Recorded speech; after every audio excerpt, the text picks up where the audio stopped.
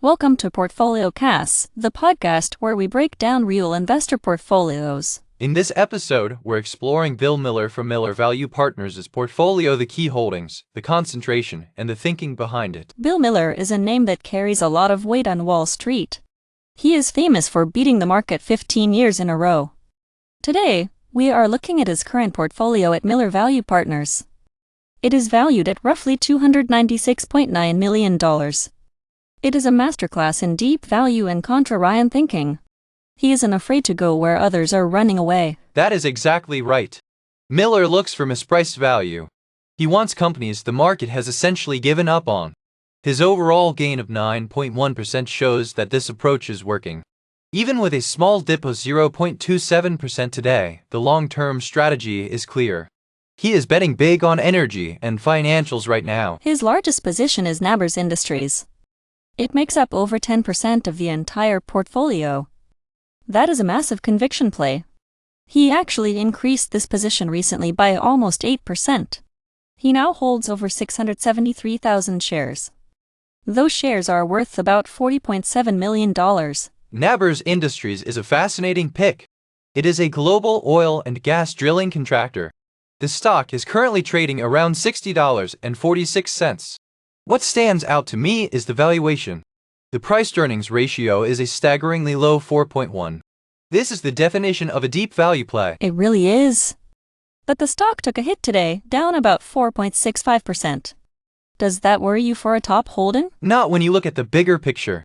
Miller is up nearly 48% on this position overall. He has captured a huge move already. The 52-week range is wide, from about $23 to $69. He caught the momentum early. Plus, analysts just gave Nabors Industries a double upgrade. They see the same value Miller does.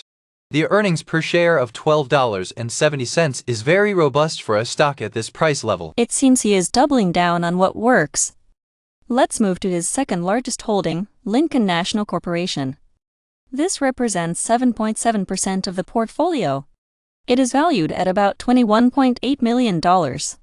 Interestingly, he reduced this position by about 8.5% recently. Lincoln National is an insurance and retirement giant. The stock is trading at $41.88.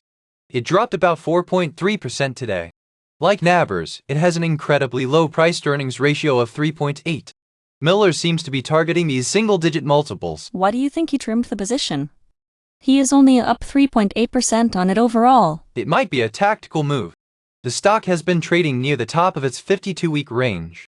That range is $27.58 to $46.82.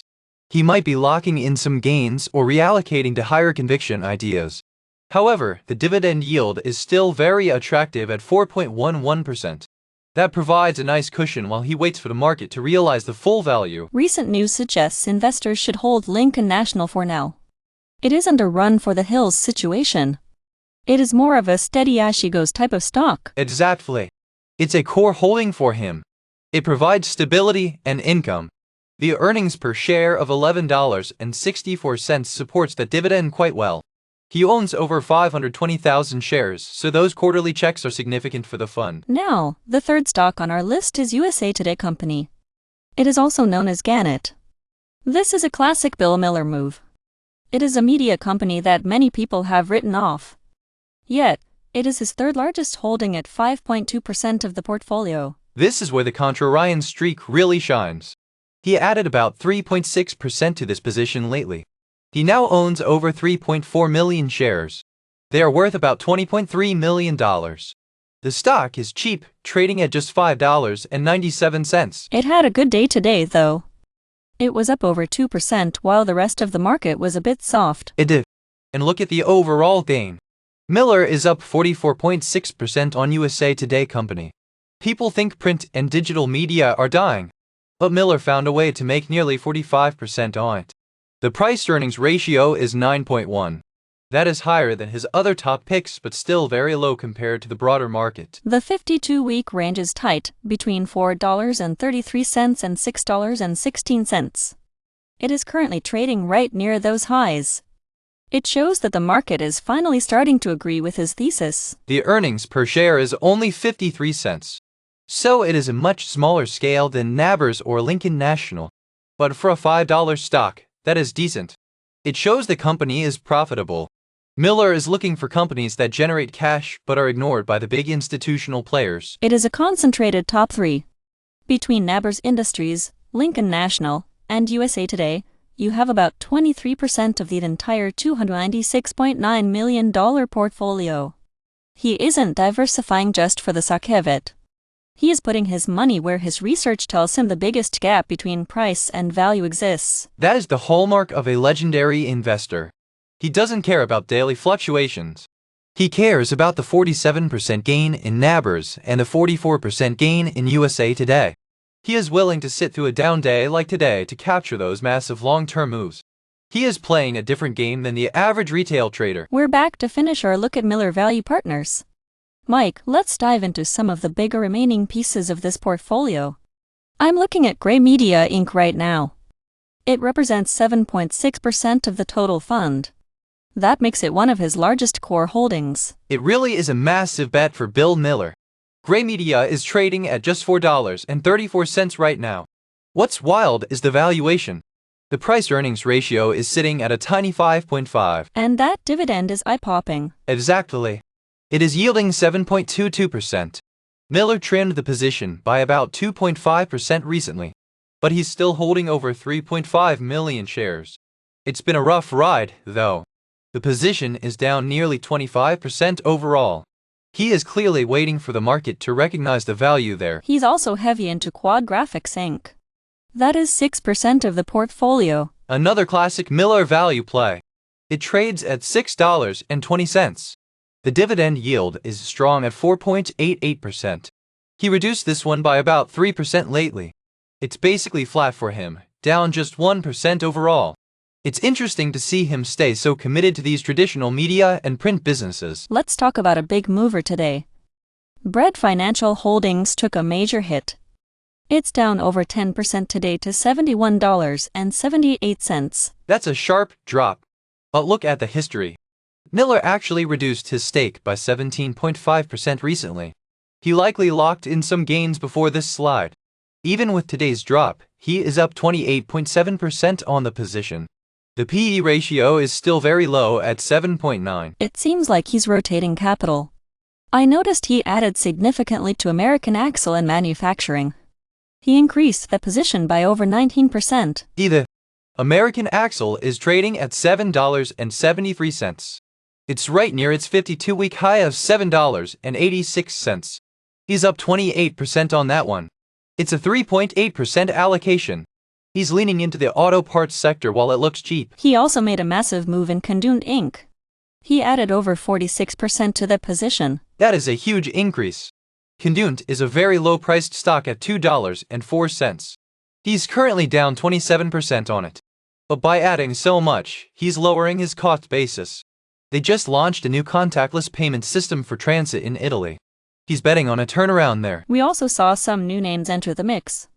United Parcel Service is a new buy for him. UPS is a classic blue-chip value play. It's trading at $108.03. The dividend yield is fantastic at 6.07%. He's already up 29% on this new position. It shows he still finds value in large-cap transport. What about the more speculative side?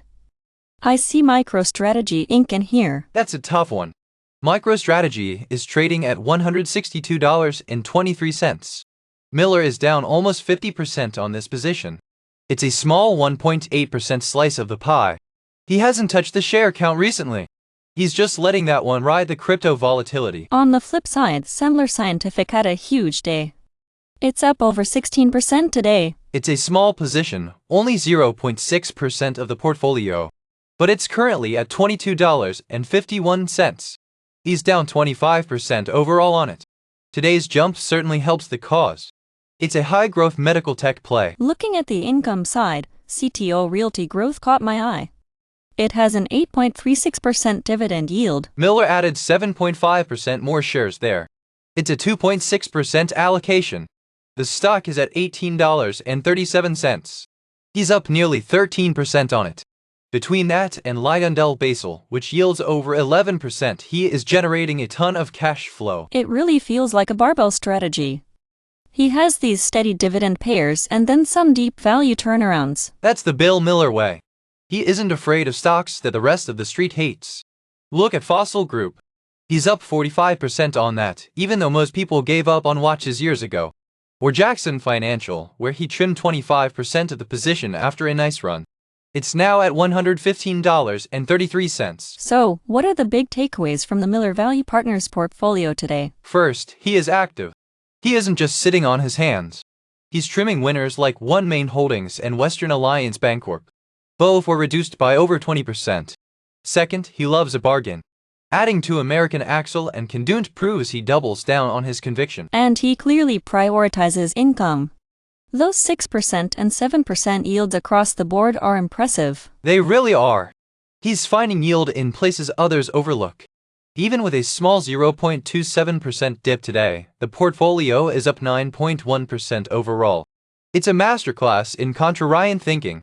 He's managing nearly $300 million with a very specific, disciplined vision. It's always fascinating to see where a legend like Bill Miller is putting money. It's not about following the crowd for him.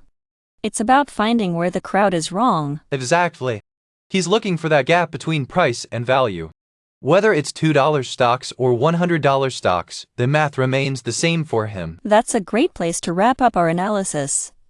I'm Sarah. And I'm Mike. Thanks for listening to our deep dive into Miller Value Partners. We will see you next time. Thanks for listening to PortfolioCasts. This content is for educational purposes only and should not be considered financial advice. Any figures, prices, or portfolio values discussed are approximate and used for illustrative purposes only. Follow PortfolioCasts for more investor portfolio breakdowns.